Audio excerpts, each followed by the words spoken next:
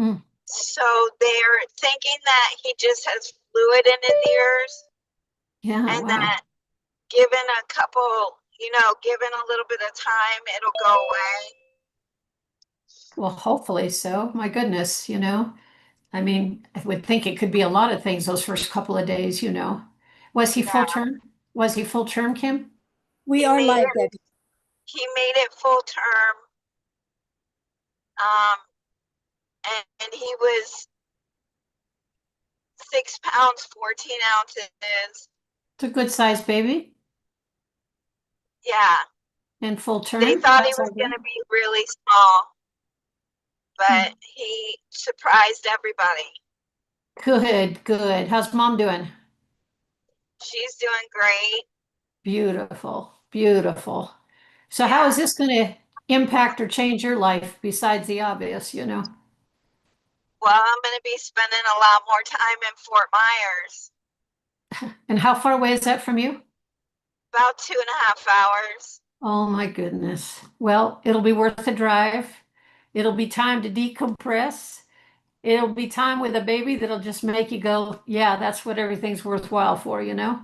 So that's all Yeah. good stuff. Very Kim, happy I'm for you, so girl. excited for you. Congratulations, Grandma. Thank you. We became grandparents for a second time, and I share the same birthday with the little guy. So, and they grow up so fast. It's like, oh my gosh.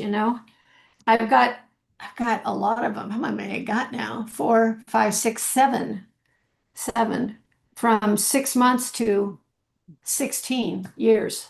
So figure that one out, guys. Yep, It's I've got him crazy. from 6 months to 23. It's the best thing in the world. Congratulations, Kim. You're going to be a wonderful grandma. Thank you. Thank Oh, you. all exciting stuff. Hi, Ben, you on board there? Yes, I am. How are you doing? I'm doing fantastic. How about you?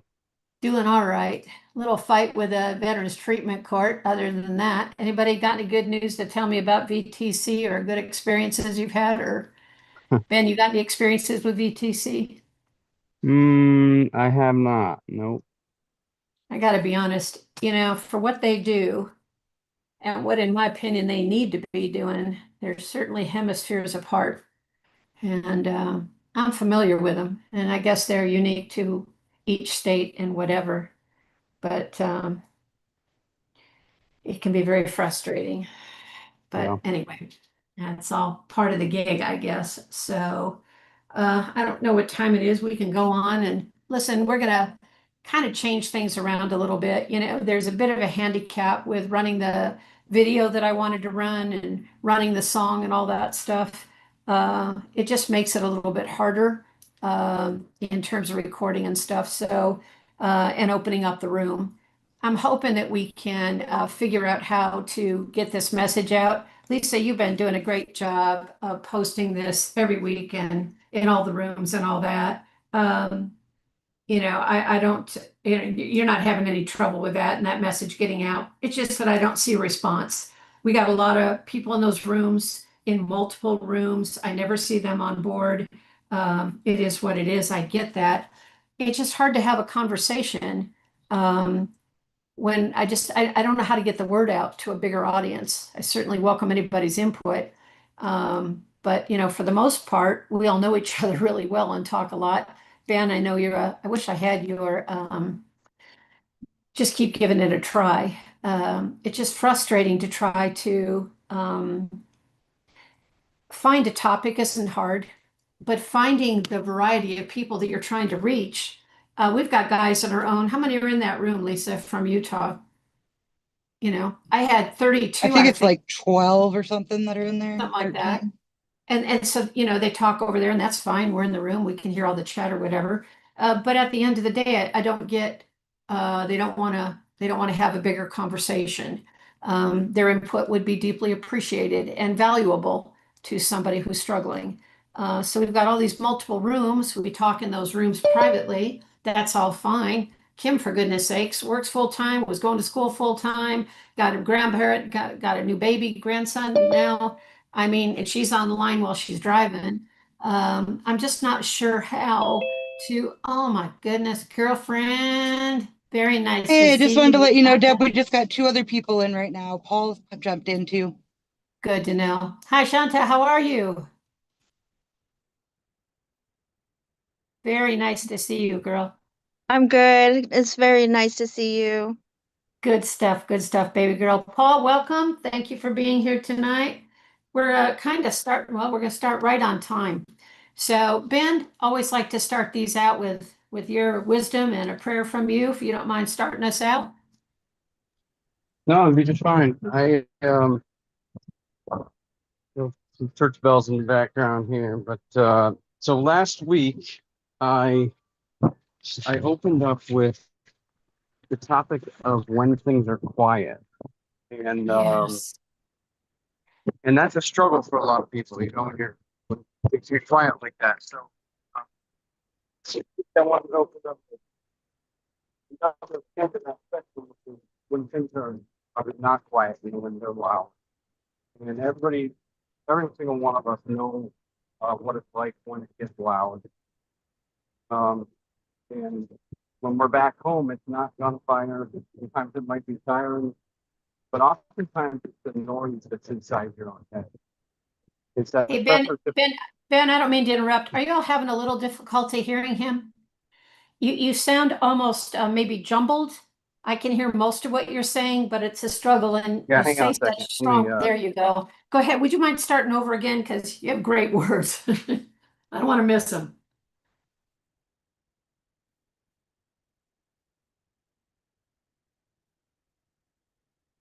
Are you there, Ben?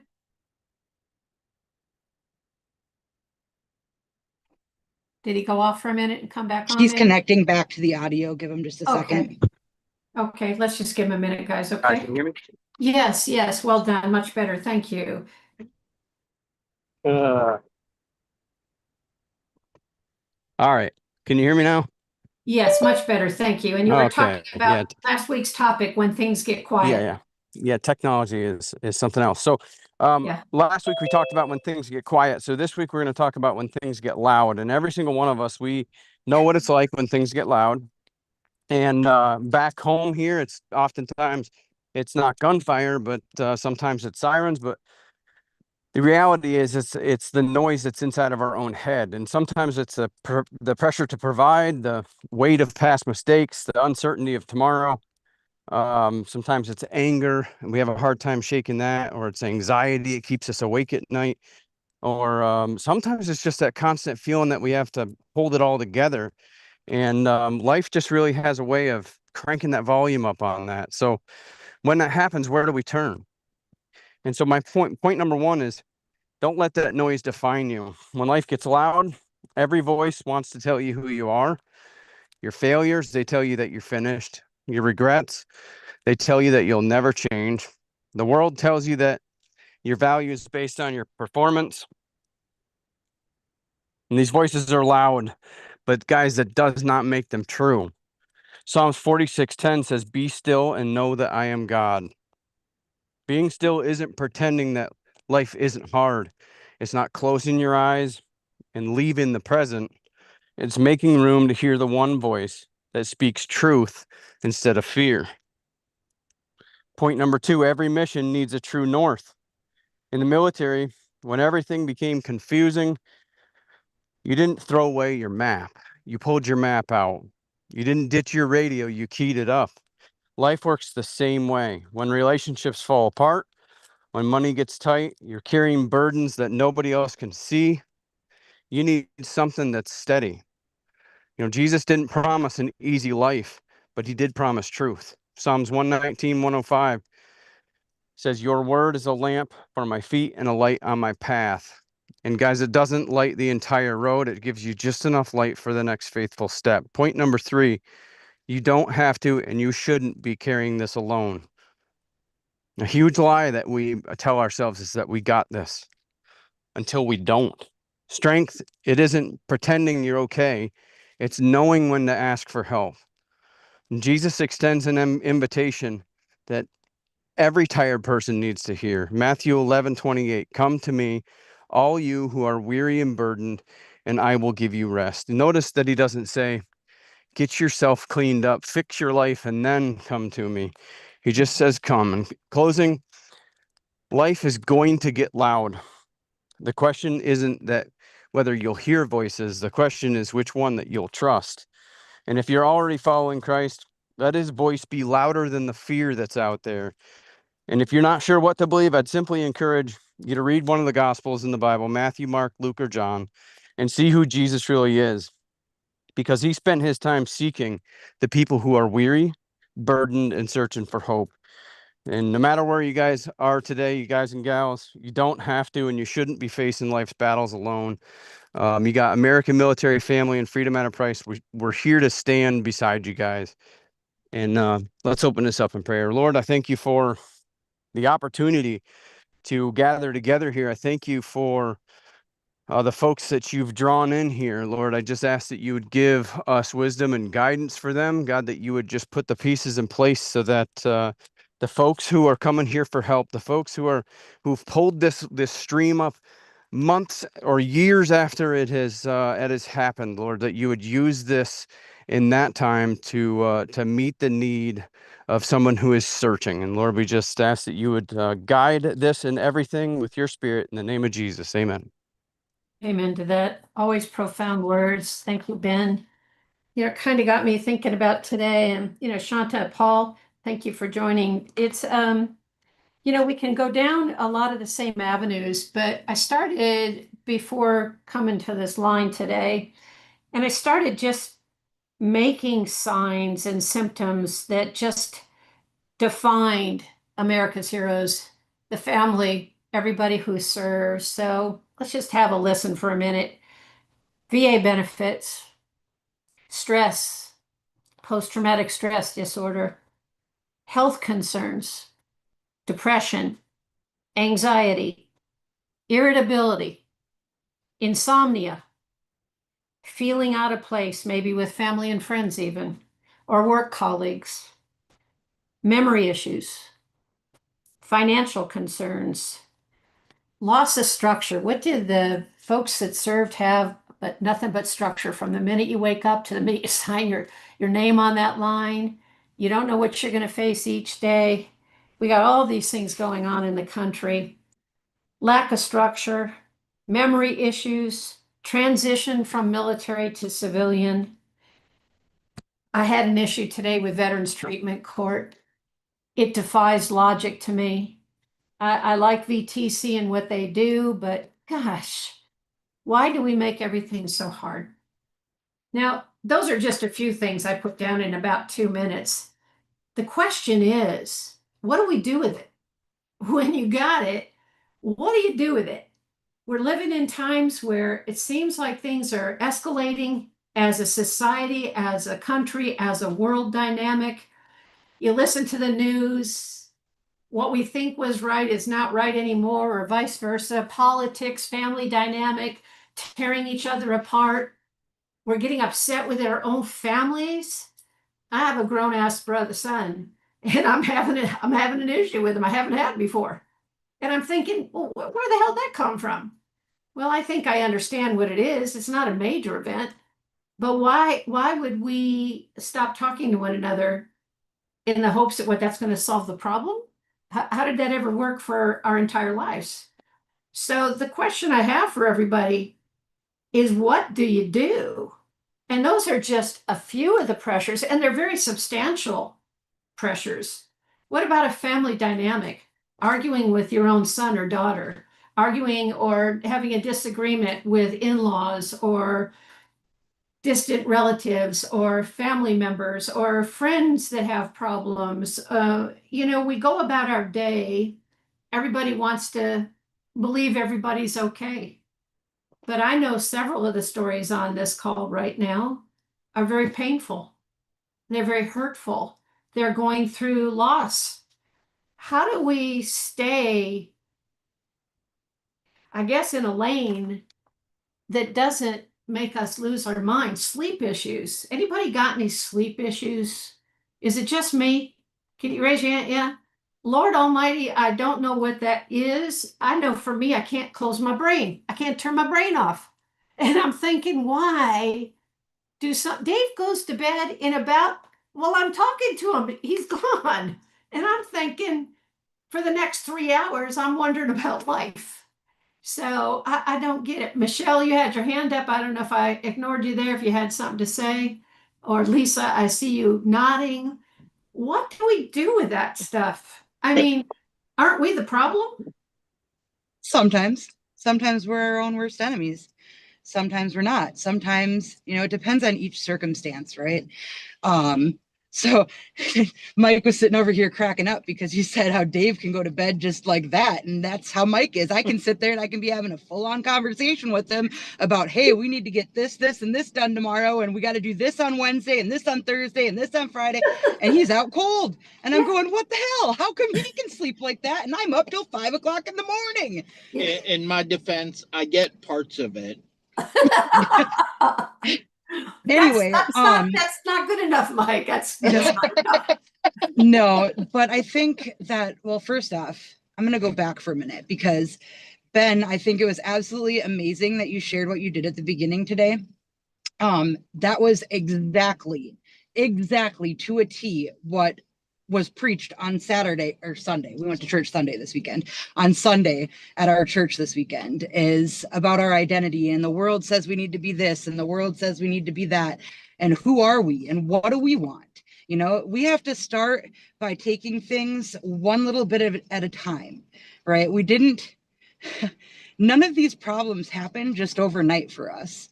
Yeah. And we can't expect them to just go away overnight either. And so we take the first little thing and we say, okay, for today, I'm going to work on fill in the blank. And we go to that. And, for me, I go to my higher power for a lot of things. I go to God. I say, God, lead me, guide me.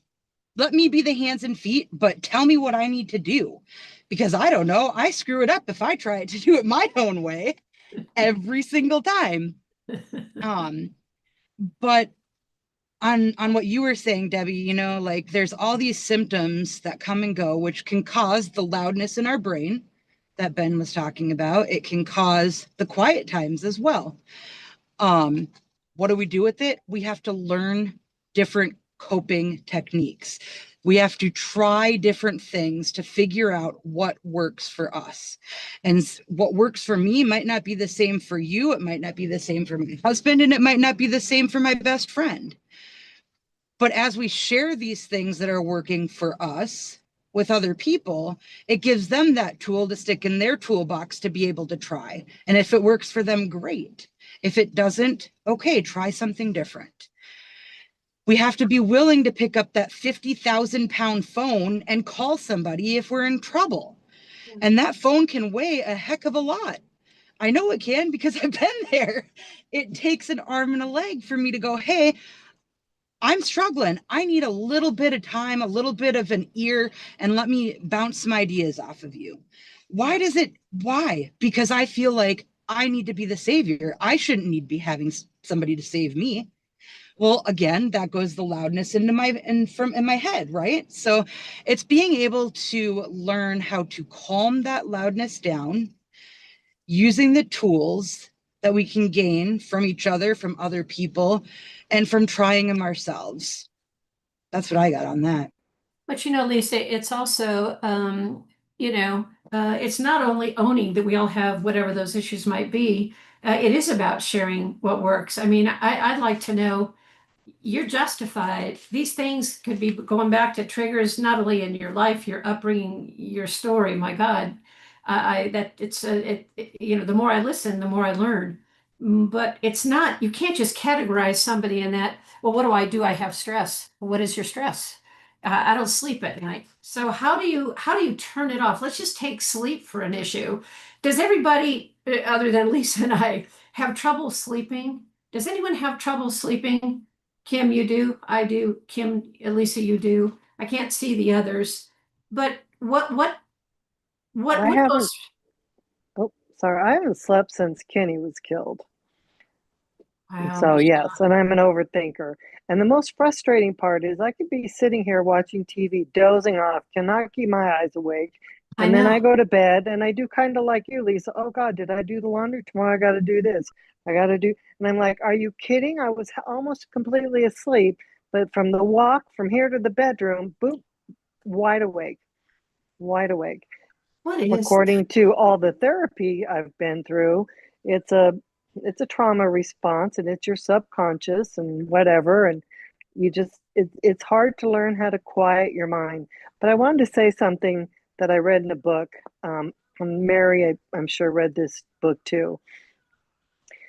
We tend, and it will go to, and I'm sorry, Freedom at a Price. I do not remember what your name actually is. Ben? Ben, Ben, about what you said.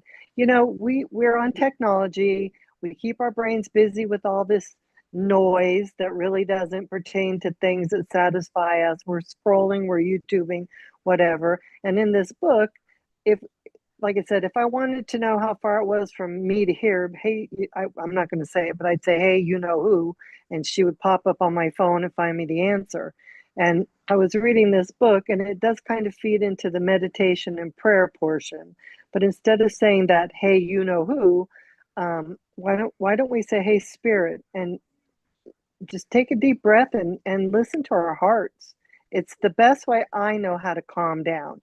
Again, that works for me. Does not mean it will work for you.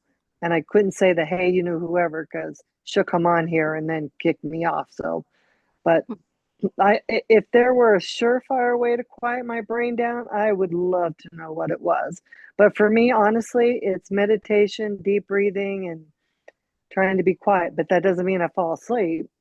It just means I calm my system down.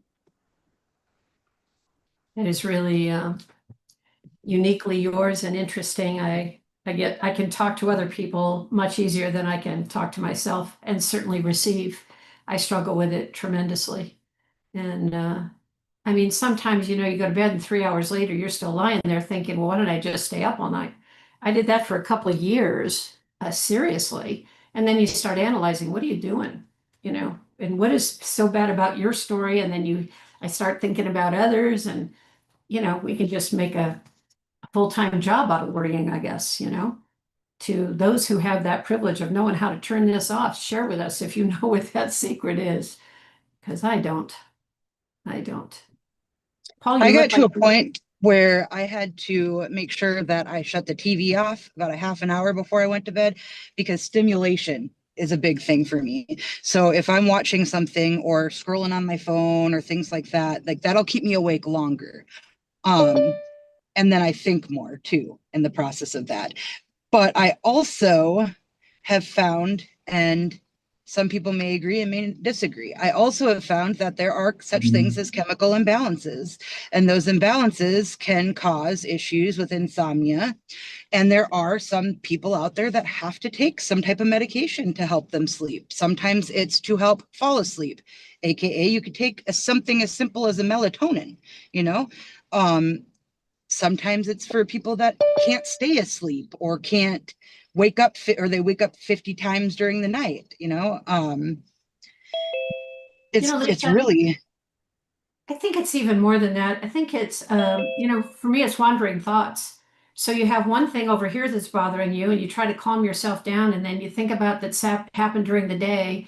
I had a frustrating day, and I got to let it go. Nothing I can do. I got to let it go. But I'm so frustrated because there's a solution, and I can't get the people to do what they need to do to find that solution. I don't know that it's any different than somebody telling me what I need to do to get a good night's sleep or to calm myself down so that I don't get so angry about people's decisions that don't make any sense, but I guess they do to them. So I welcome your feedback. Shanta, how do you do at night? You doing okay where you're living? You got a lot going on in your life?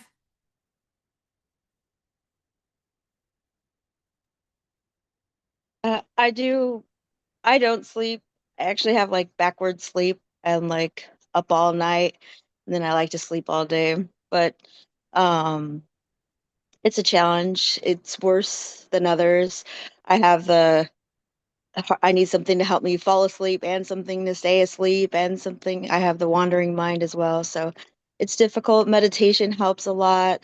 I think, like Lisa said, turning off everything, being able to kind of have a routine to shut down and do those kinds of things. But it's really difficult. I haven't really slept since Gianni passed, and sometimes it's worse than others.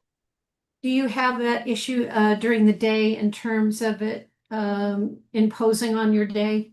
At night, it's easy to say, well, I'm not sleeping. During the day, you say you can sleep better. Is there something else that gives you peace or comfort enough to put those, intrusive thoughts at bay for a bit so you can sleep comfortably?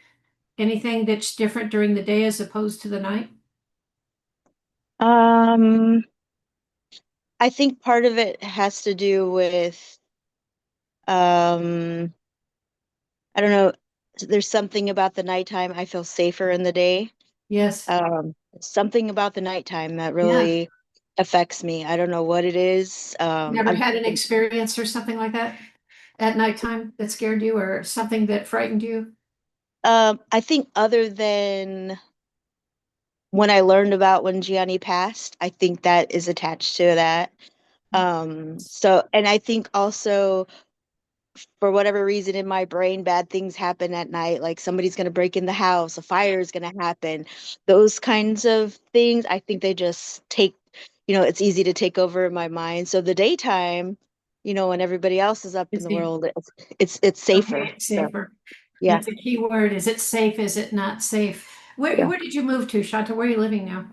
Arizona. I thought so. Do you like it there? Do you have friends, family around you? Yeah, all my family lives here, but I still live Okay. an hour away. I miss my Colorado friends. I miss Yeah. I do have my Gold Star family moms here, but like I said, they're far away. It's not the same. I like it because I am closer to my family, but at the same time, it's kind of I Colorado was my new, Colorado, what it became my new life because of what happened. So Yes. I I miss it. And my granddaughter is there in Colorado, and that was like a Huge. Oh my goodness, woman. huge thing. Yeah. So I Oh my mean, it's goodness. pros and cons for both. But I feel more alone now than I do before, and I think it's just like for whatever that Gianni is like, he's Colorado for me, so that was Oh my goodness. I miss that. Yeah. You are all, every one of you, you are all such incredibly powerful people. I always feel humbled when I'm in your company because, I can sit here and complain about my life, but it's always hearing someone else's life and how did they get through it and why are you such a problem in your own head? What we do, it's our life, it's our problem, right?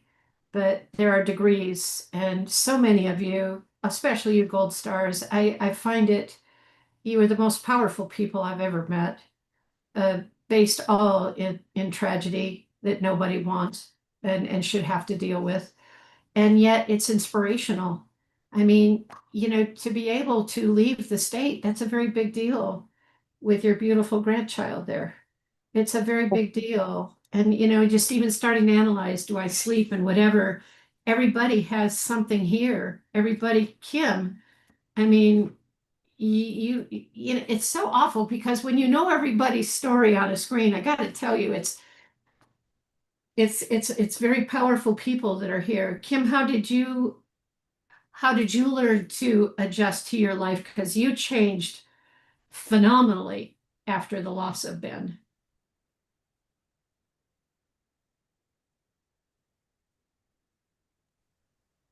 Well, something that works for me, because I will be up at 3 a.m. wondering how dragons blow out candles.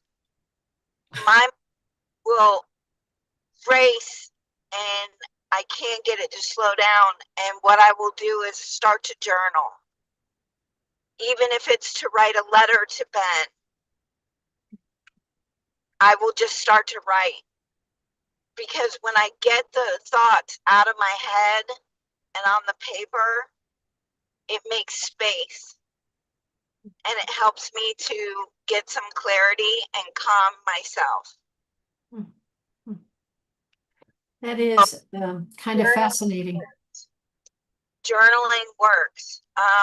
When Ben first died, my sponsor was like, write about it, write about it, write about it. And I was like, how is that going to help me? And it helps tremendously. So we look for more solutions. Anybody else got something they can offer? How do you get through your traumas? How do you get through your triggers? I had one by Veterans Treatment Court today that just triggered me like no tomorrow. I'm just so angry. I didn't want to come on the call tonight to calm down because I'm so angry that they made this most ridiculous decision for this veteran. So how do you all deal with your stories? You all have these tremendous stories based on your service. How do you get through the night? How do you get through those hardest hours? Ben, you're going to say you turn to the Lord. And I don't know of a greater way to do something like that. But to the others, journaling and having to move away and memories left behind and fears at night, and how do you get through those things? Is it individualized? Is it something that can be learned? Anybody got any thoughts about that? I feel for me, it has been throughout the years something that I've had to learn big time. For probably close to the first 16 years of life, maybe even 17, I slept with a knife under my pillow. And, I was terrified of everything. And at night, and, they're going to come in, people are going to find me, they're going to kill me, all these different things that would run through my mind. And, so for the first 17 years, I lived in that fear. There are times that I still have fears that come up, but I've learned throughout my years of different things that work for me, such as, and Kim, I'll re-say that too, because journaling for me has been a phenomenal thing. At this point, I don't need to utilize that as much. Instead, I utilize talking to somebody, or I utilize, okay, so maybe I need to get up for a half an hour and just sit for a half an hour, just sit and just be, and know that I am here, I am in this place, I'm in my home, doing those whole grounding exercises with myself for a half an hour, and then I'm okay. I feel like it's different for everybody. You are also, like everybody on this darn screen, you're a very powerful woman. Your tragedy started at such a young age in life, and the way you have overcome it really is inspirational. But you too, as many of you on the screen, have tremendous power in reaching to the Lord for finding your peace and finding your way through very, very dark hours. You then became very powerful to help Mike during very, very, very difficult times. Michelle. I've found recently one of the things that actually does help me is I listen to high vibrational sleep tones when my mind starts racing. And instead of thinking about, oh, did I do the laundry? Well, shit, I left everything in the dishwasher, blah, blah, blah. I try to pick out the different tones. And I find that actually helps calm me down. And since I've been doing that, and I've only been doing that for about the last 6 months on a regular basis, it has helped. It's not the end all be all answer to everything, but it does help calm down my racing thoughts, listening to some of that. Because I have black screen ones, if you do it on your TV where it's just the vibrationals, there's no light, you don't have to have that.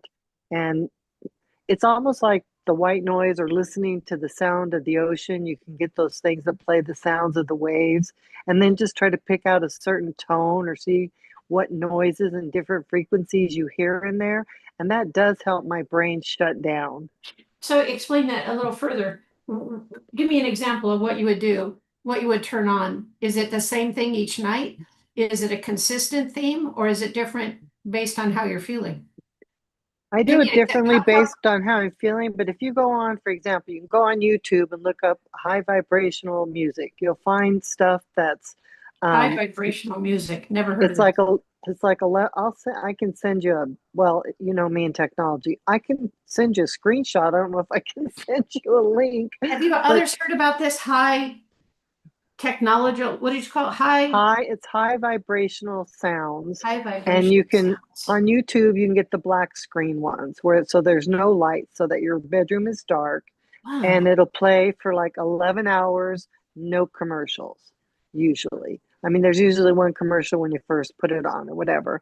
And I'll lay there and do some breathing, and, you know, I meditate or pray or whatever you want to call it every night. And then I listen to that music. And instead of my brain thinking about the dishes or, oh, I've got this tomorrow and that tomorrow, I purposely try to pick out a tone and listen to that. And it does help me calm down. It kind of keeps my overthinking a little more under control.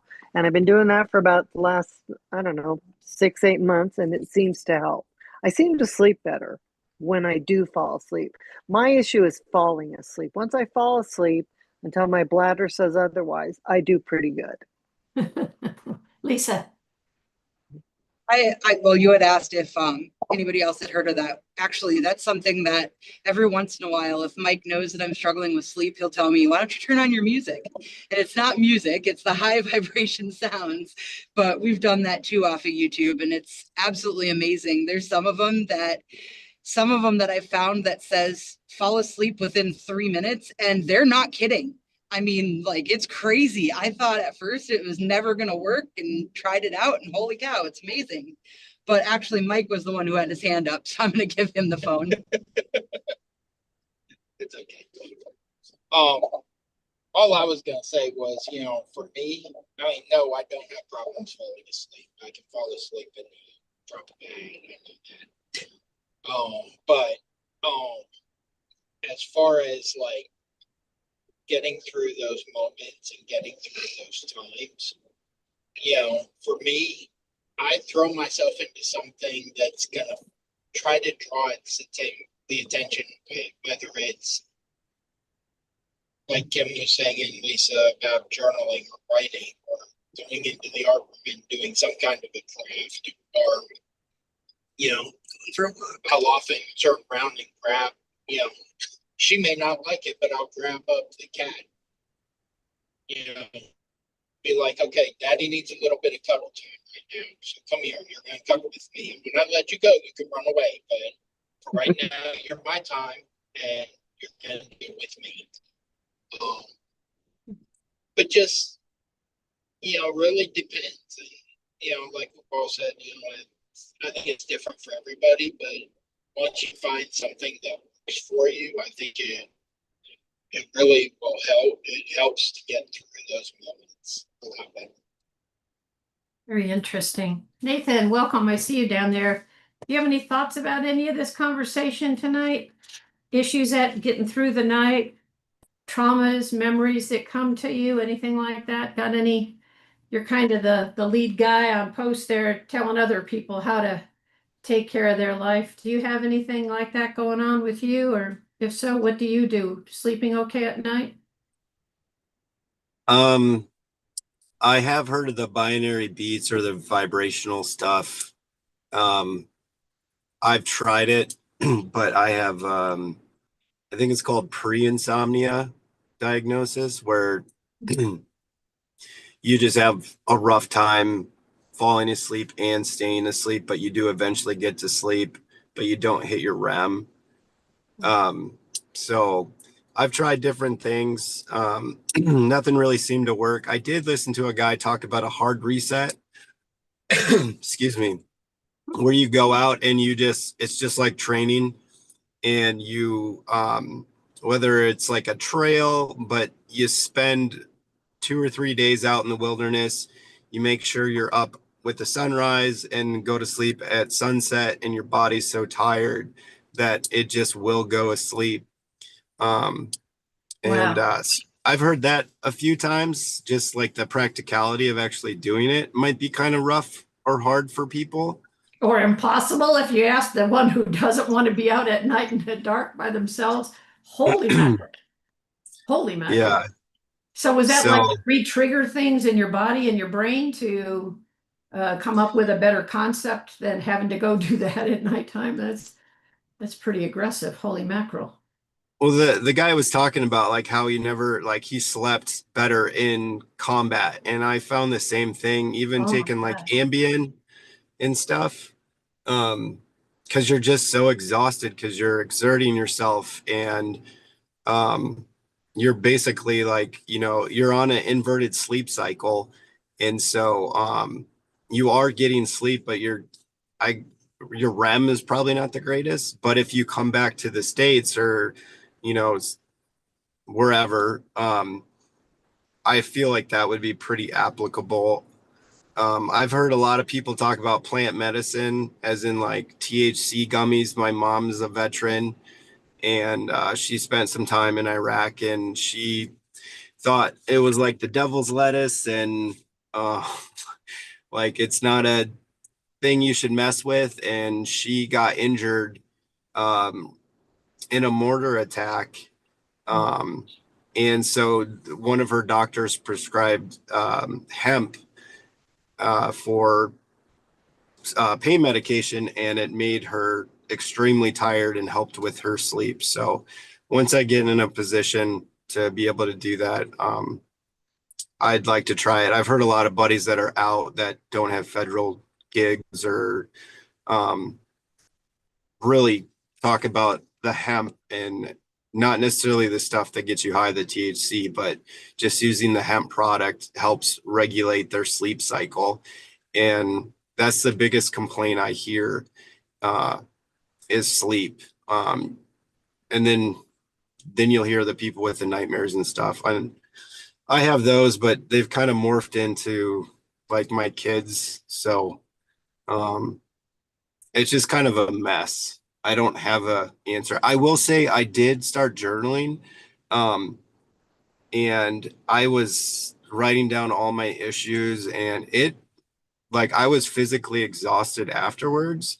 Wow. Um, and I did have like kind of a feeling of healing, or at least like, hey, I got it out. And so I've heard the journaling and had the experience of journaling. And so I think the journaling part works. So I don't know if that would help with sleep, but it definitely it put me at peace. So yeah. Mike or Lisa. So I know, Debbie, you've heard of this before, but one of the things that most people have not heard about is the ice baths. And so if you think of like, oh, I could go into the whole medical side of it, right? Our parasympathetic nervous system, fight or flight goes into overdrive, adrenaline goes up, you're dropping cortisol. Anyway, so these ice baths, what they do is they go ahead and they are a complete body reset. And you go into an ice bath, keep your hands out of it, keep your head out of it, go in up to your chest and stay in there for a couple minutes. And you get out and you'll feel a completely new person. And honestly, I didn't believe in them until I did them. And after that, I was like, holy cow, it 100% will work. Wow. Wow. Diversions. Nate, back to you. I was just thinking, so you have these things going on in your life. How does it work when you're mentoring to the soldiers that you're mentoring to? And they come to you and talk about how they're struggling with things. How do you keep from internalizing their cases when you got your own plate that's very full? Actually it's a I don't know, it works in the reverse for me. So I get to use my negative experiences for the good. And the one thing that I hear, or I guess I've seen, is just being heard and then told that it is normal is like a pretty big I don't know how to explain it, but it like makes them realize that like, oh, like there is the light at the end of the tunnel. I just need to find it.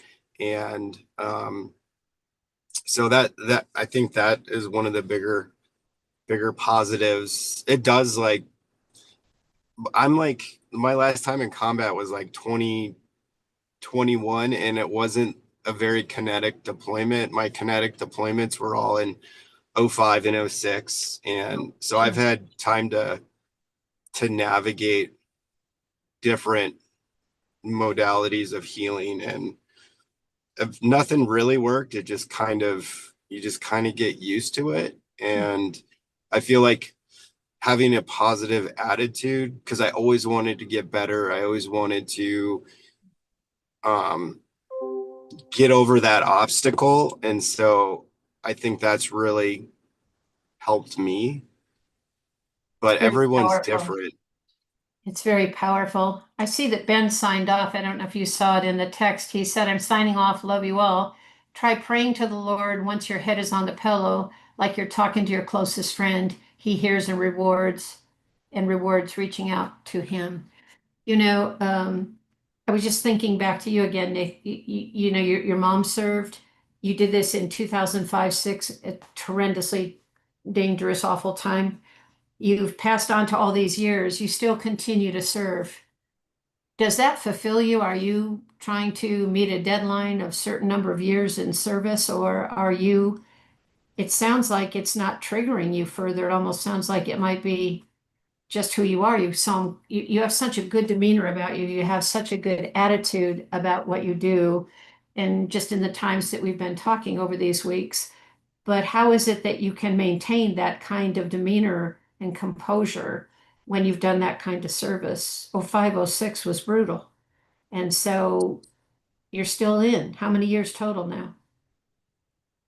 I retired 2 years ago, but I work out at the base. So sorry, that can be a little confusing. But but that's still that environment. What is it comfortable to you? Are you finding it rewarding for you? You've gone back a lot of yeah, years. yeah, it's just something I like. My dad and mom were both military. My mom got back in after I joined up, and Oh my God. I can't wait to retire so I can um go support.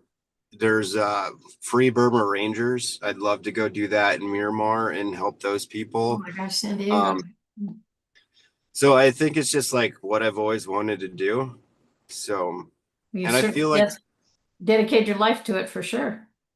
yeah, I feel like it just, there's some groups that they're just really good at a certain thing that most people aren't. And I feel like the military draws those types of people, because a lot of my friends, they're doing the same thing. They're either in the counseling world or they're still in it, somehow supporting it, whether on the R&D side or like actually still contracting or in the missions field.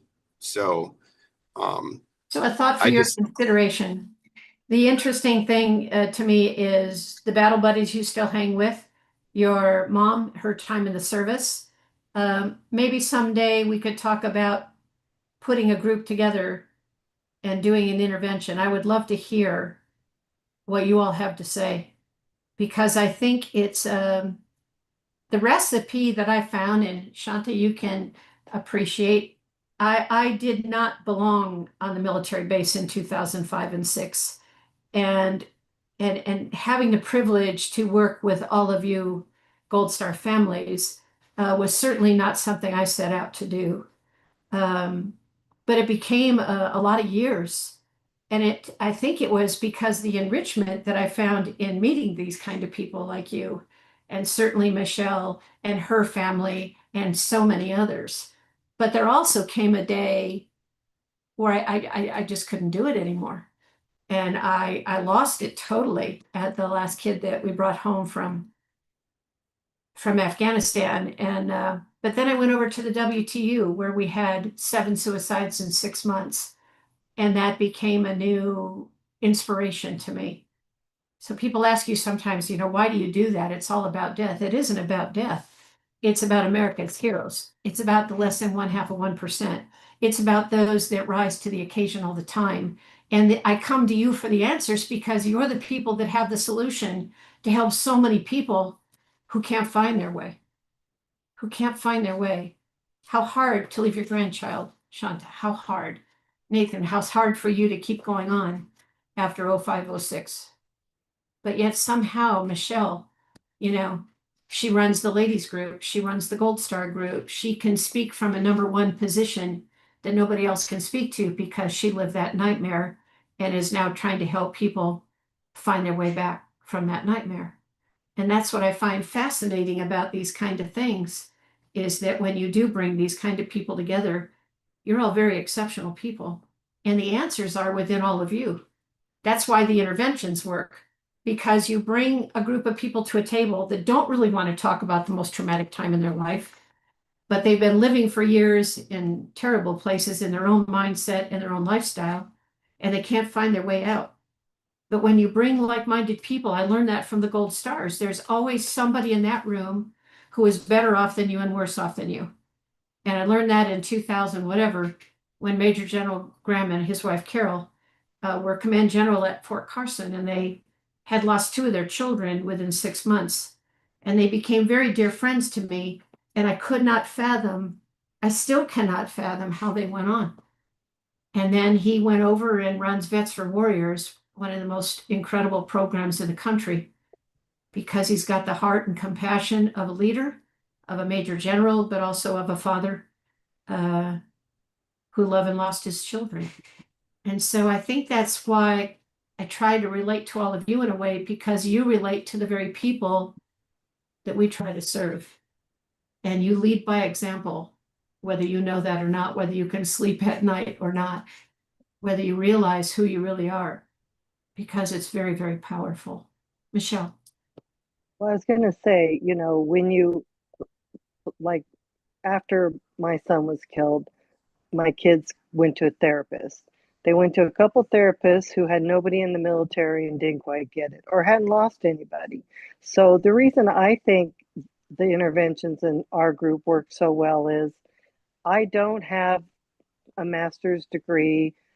You don't have a master's degree. None of, well, somebody on here might, but we lived it and it's through experience. So when I sit down and I talk to you, I can tell you I understand because I went through it.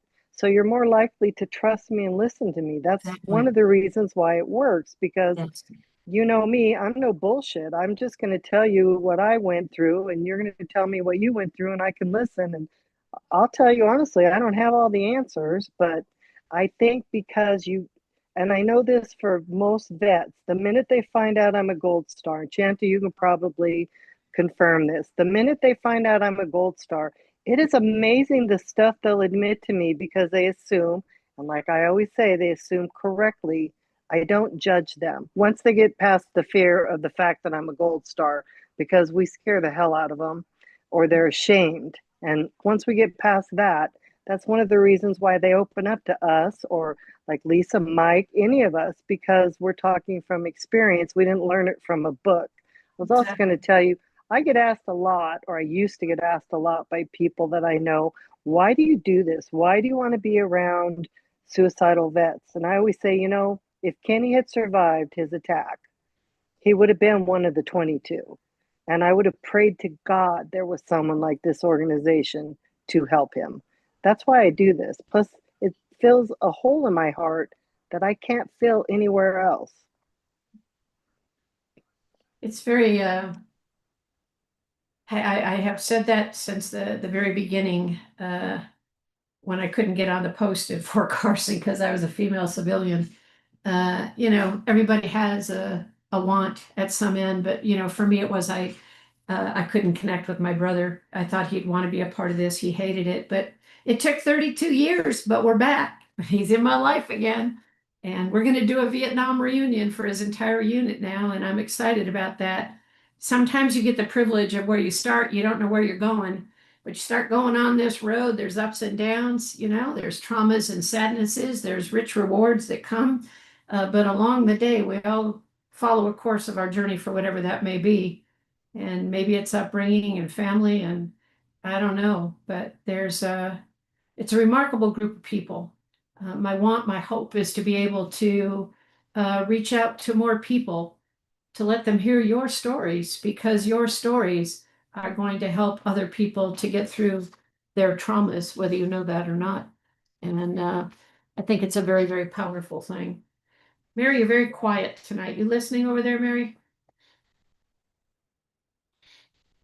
I am, and my headspace is not very good. Uh I'm I watched the dignified transfer of our soldiers today, and that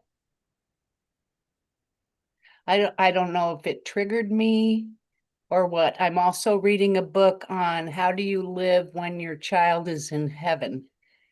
And so those two things are weighing heavy on my heart today. And because my two children both served, but they're still on this planet. They just choose not to be a part of my life. And it is so hard. It's very hard. Um, it's difficult for me to fathom, and I can't I can't fix it, and that's frustrating.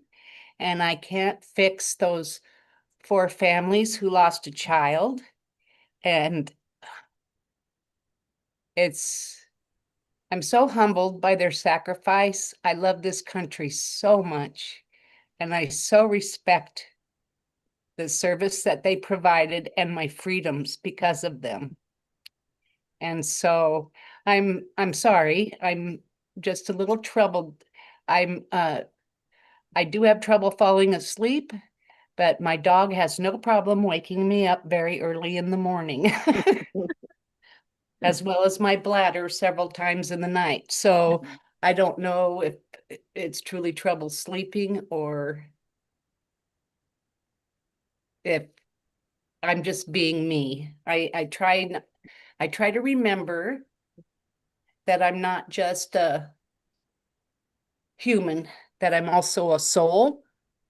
I'm here on this planet in a meat suit to learn lessons and to grow. And being of service to others helps fill a hole. But sometimes these holes are so big that it's just too big some days.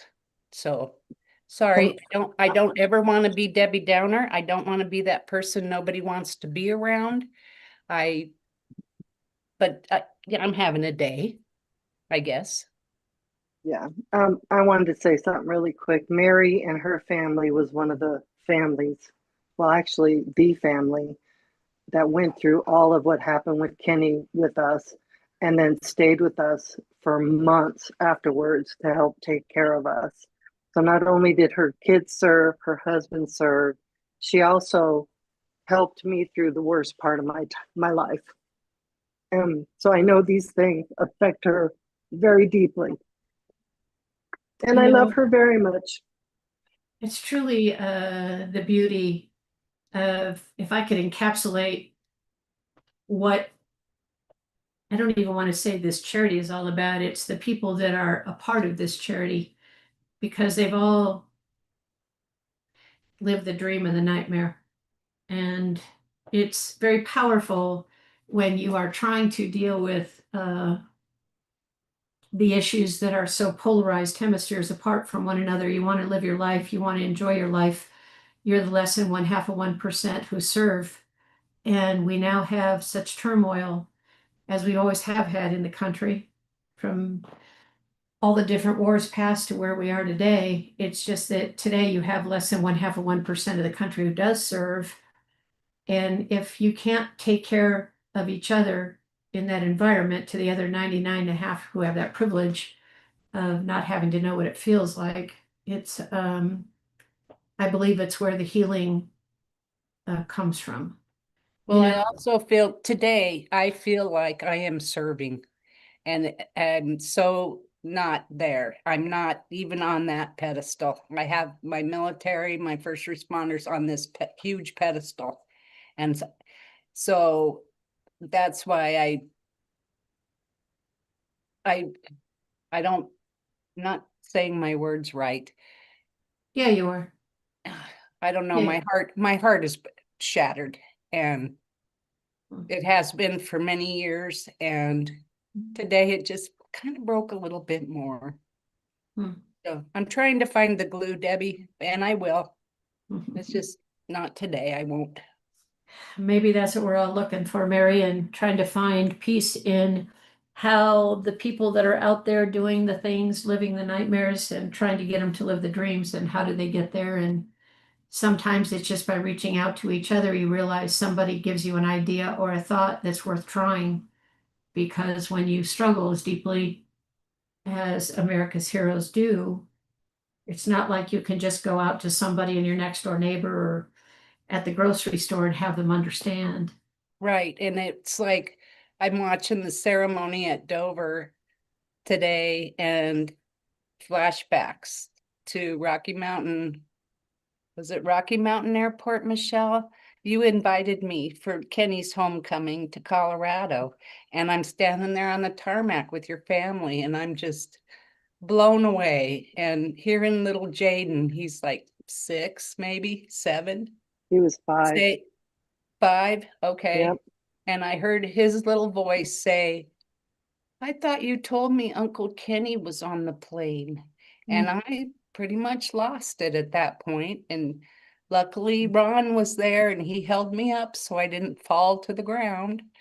But these flashbacks come and sorry, I'm going to shut up now.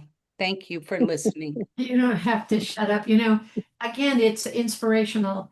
And again, I refer back to Major General Graham, to be the command general during the height of Iraq, Afghanistan.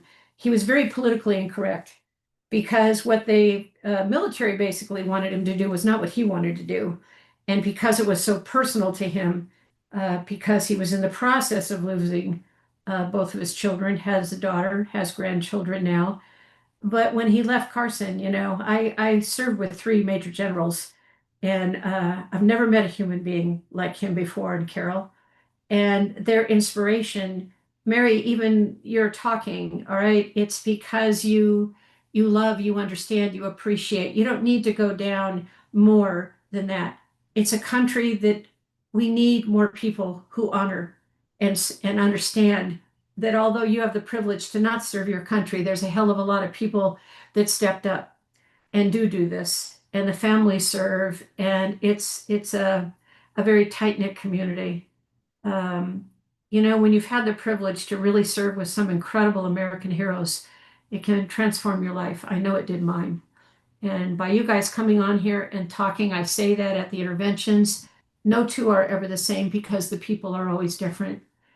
And you bring back memories that are painful, days like today, Mary, painful. It's called, being a great American patriot, bringing a compassionate human being, somebody that more than appreciates the sacrifice that all of you families pay as we all sit back and watch and try to help some as best we can, and others who want to protest the country and politics and all the other nonsense that's part of life, right? I hope by bringing people together, for me, it's always about, I want to reach the masses. I want to get to as many as we can. Because believe it or not, as painful as these conversations can be, they can also be very healing to somebody.